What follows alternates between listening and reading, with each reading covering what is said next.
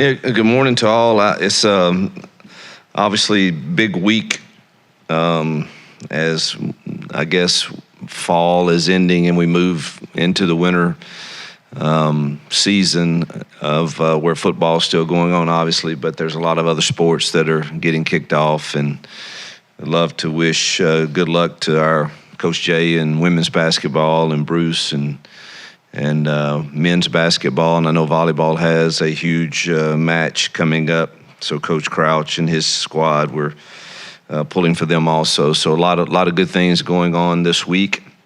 I'm glad I'm not with Bruce in South Dakota. I don't. That wouldn't be a fun trip for me, but I'm sure he's enjoying it because he's made that way. But good luck to all those teams this week. Watching the film yesterday, there was a lot of good things and some that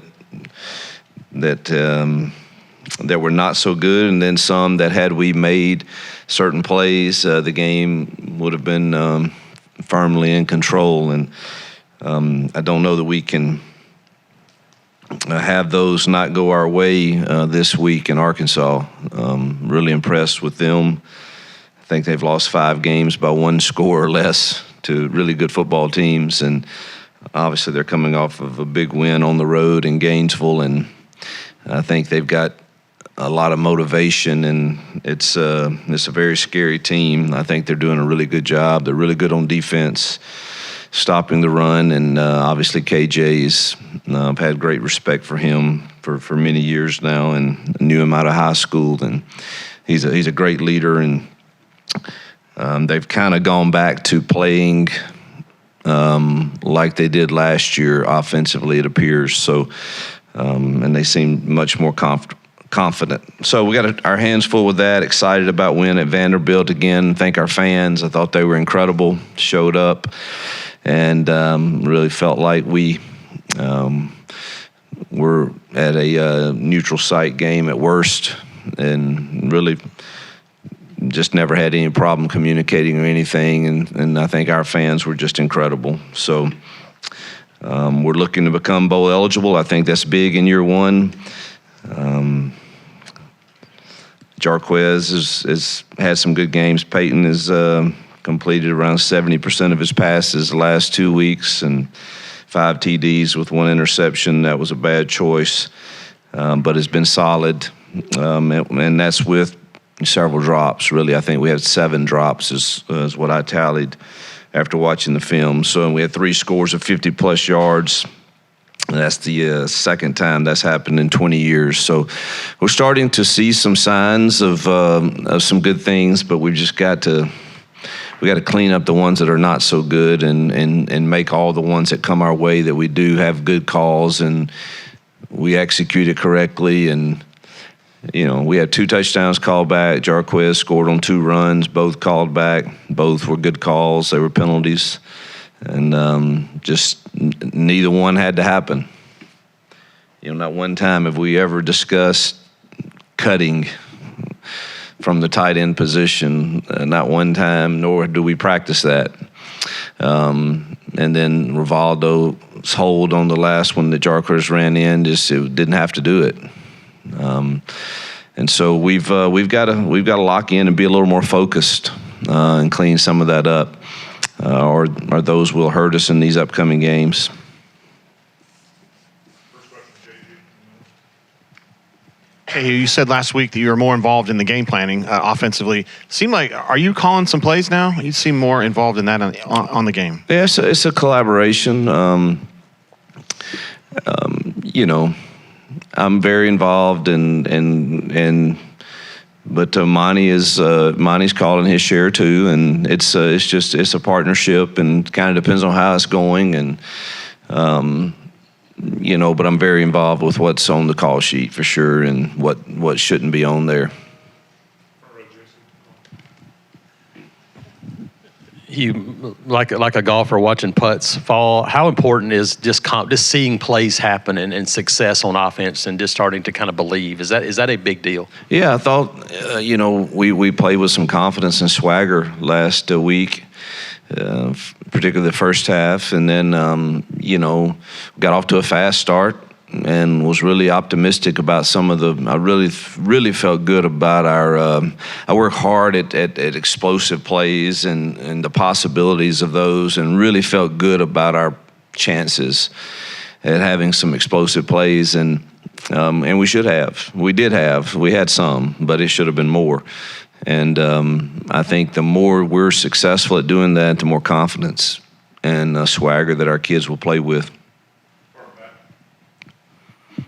Hey, Coach, with KJ Jefferson, getting to watch him over the years, he's so difficult to bring down. I know you emphasize tackling in practice, but how much is that going to be a point of coaching this week to make sure that you bring him fully to the ground because he is so strong? Yeah, it's amazing some of the tackles he gets out of and then extends plays. So that will be certainly an area that we've got to. I mean, you watch him enough, you know you're not going to get him on the ground every single time. You just hope that those are not explosive runs or explosive passes that happen after you miss him. But he's very, very strong and very, very difficult to get on the ground. Coach, a couple of weeks ago, you mentioned that you had what you phrased a put up or shut up, conversation with Peyton Thorne. He averaged about 30 throws a game at Michigan State before he got here. Over the last 2 weeks, you've thrown the ball significantly more. Had he expressed any frustration to you about the volume of throws in the game plan? No, not about the volume. We're both frustrated, and we talk openly. But I don't ever remember. It wasn't a case, well, I need a certain volume of throws. I mean, there's a lot of really good football teams that are finishing games now. If you go look at the stats, 12 for 19 or 16 for 19. And it's never about volume for him nor I. It's about executing what the plan is and executing it well and throwing accurate balls to the right spot. So never been one to say it needs to be X amount, nor has he expressed that either. Yes, Hugh. What status of Avery Jones this week, and if he does return, what will be the plan for Connor Lew? Yeah, I don't know yet. I haven't talked to Robbie and the medical staff yet about. We probably won't know until Wednesday or Thursday what Avery's status is, and Connor still will play some. I don't think him being out the last 3 weeks, particularly when it's a lower leg injury, that he's going to be ready to go out there and play 60, 70 snaps. So if he is available, it still will be a shared responsibility. Hugh, around this time last year, you guys at Liberty went to Arkansas and won that game. I know you said kind of each game you sort of look at your team and motivate them in a little bit of a different way. What do you remember about that day that got them up to kind of have that kind of performance to get that win? Yeah, we had come off of a big win against BYU, and I believe it was after an open week that we traveled to Arkansas. The first thing I was concerned about is my experience in Arkansas in November has not been pleasant. The 2 times we went there when I was at Ole Miss, the weather was atrocious. And I was just thankful that when we went at Liberty, it was actually a nice day.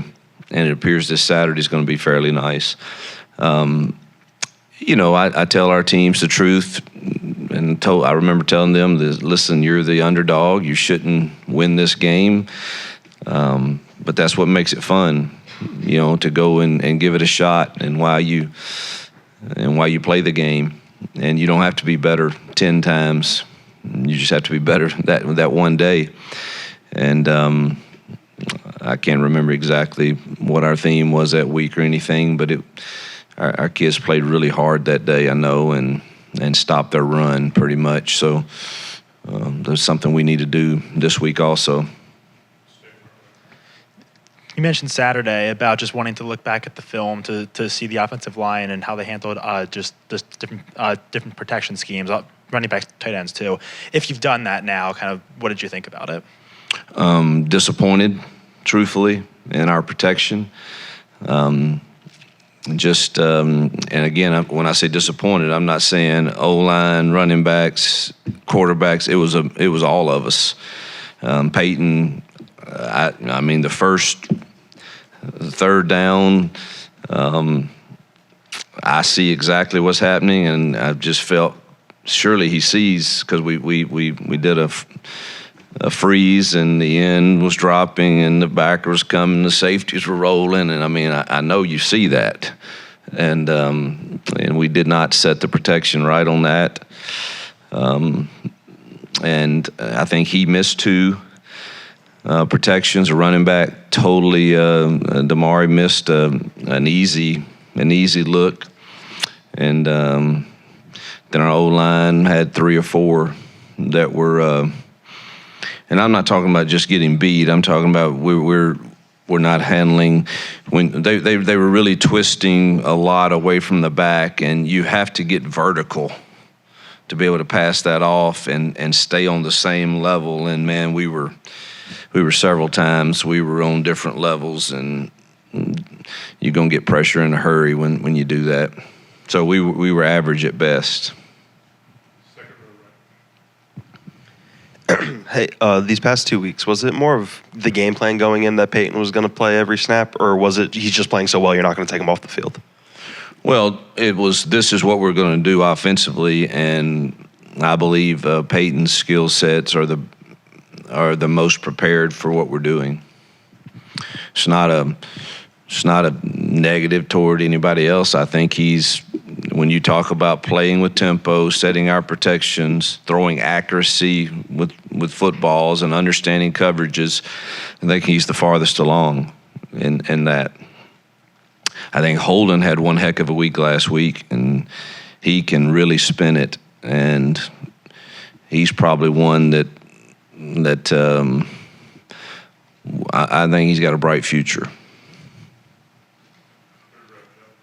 You spoke earlier this year about Jalen Simpson being a joy to coach. What are some things you see him consistently doing at a high level? His energy and passion, work ethic. He comes to work every day. He prepares. He does it with energy and a smile on his face. And it's not a I have to. It's a I get to mentality. And pleased with his progress for sure. 17 points in the first half on Saturday, 14 in the second half. I just didn't know if you had an explanation for the huge drop-off of 3 points from the first half to second half. I'll tell you, it was awful play calling. It was awful. My real question is, with Arkansas, we know they let go of their offensive coordinator a couple weeks ago. How tough is it to game plan when you have film for so many weeks on one offensive coordinator, and then now you're having to readjust and kind of see what the difference is from all those weeks before for just these couple weeks now with a new guy calling plays? Well, I honestly, I don't know that it's going to, this is certainly not saying that we're going to have the greatest plan and stop them, but I think it's pretty clear they were frustrated with what they were doing, and I think it's a pretty stark difference. And the guy that's calling it now, whose background is with the former offensive coordinator, I think it's a pretty good bet that you can throw a lot of the film out unless you're just looking at personnel, and probably need to pull a few games from last year, is my opinion, to go with what they did at Florida. Hugh, what have you seen with Austin Keys being back the last couple of weeks, and how much has he helped that linebacker group? And I guess we've seen that linebacker group overall as they've grown this season. I thought our linebackers played their best game, truthfully. We had one, we turned loose an over route. Our eyes got a little dirty with the play fake, and we didn't cut the tight end on an outside of that. I thought they played really, really solid. And I think Austin being back, it really gives us 4 guys that we can rotate, and they're not having to play. I mean, I was looking at the play count last night. I think Austin played the most, but it was 40 plays maybe, and everybody else is 20s and 30s.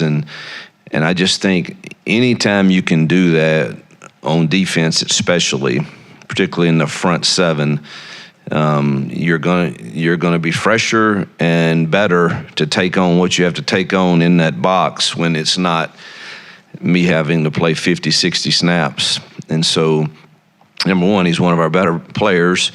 And number two, it takes the load off of it. The load is shared now, among really Cam and Larry and Eugene and him.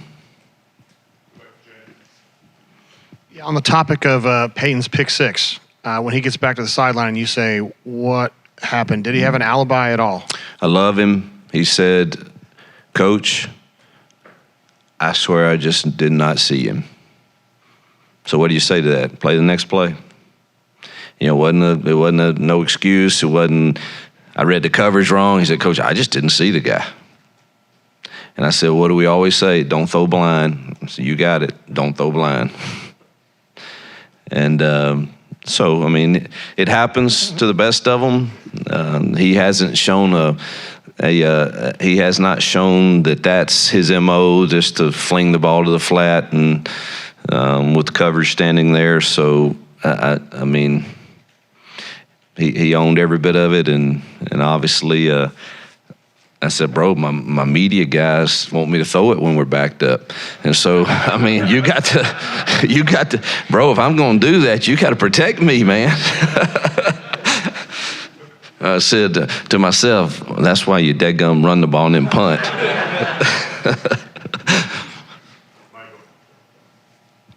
Coach, a lot of talk about the offense, obviously, but quietly your defense is keeping you in every single game. They only gave up 8 points. What are your conversations with Ron Roberts like during the week? You guys talk about his contract extension weekly, or how's he doing? I don't go in the defensive room much. I never have. I go in there on Sundays, and then we watch the team periods of practice.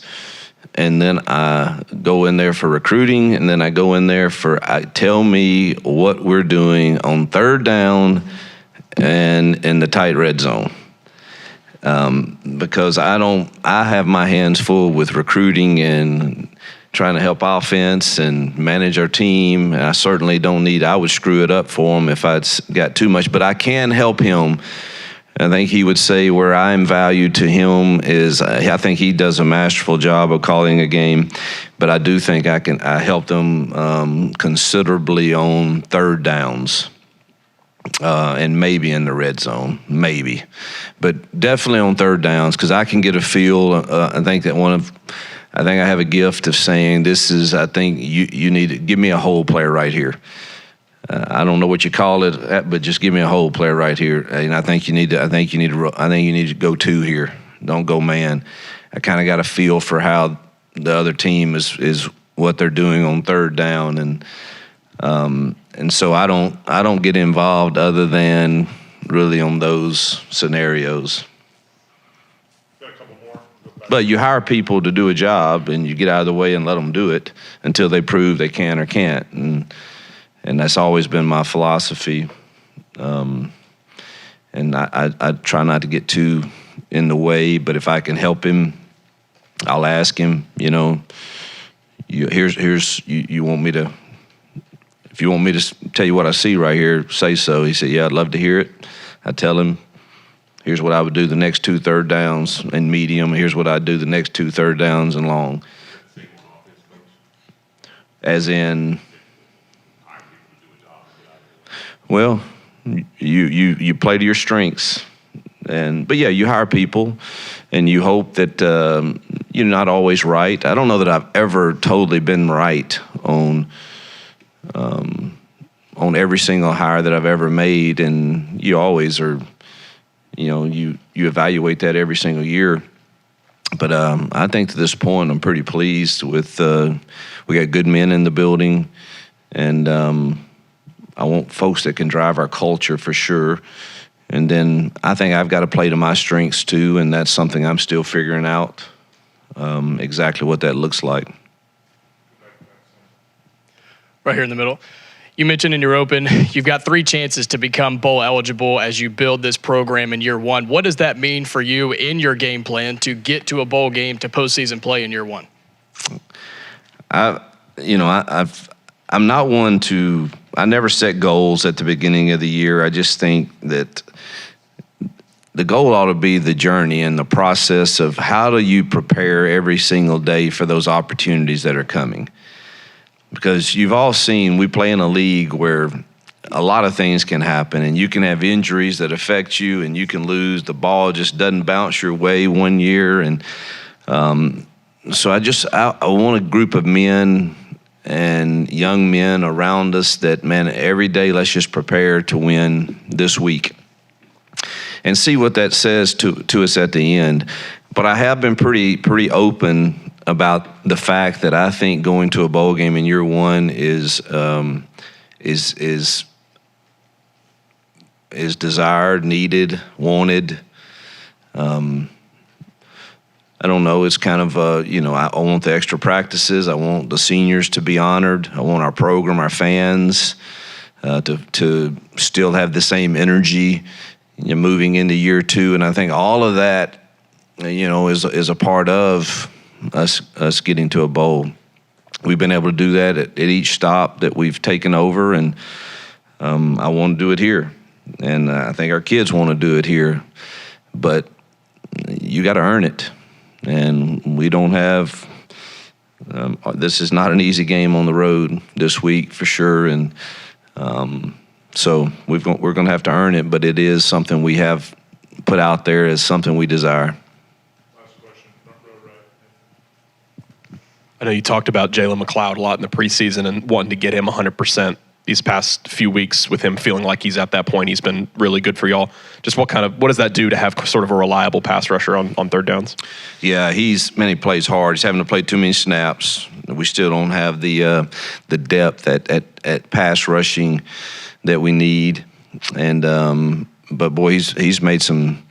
Look, our D-line Saturday we had more people involved in negative plays than we have. Jason Jones was involved in one. Justin Rogers, Lawrence was in one. We're used to Jalen making a few, but it was good to see all those guys. But Jalen definitely is the biggest threat we have, and that's good for us. But it's also it's been somewhat.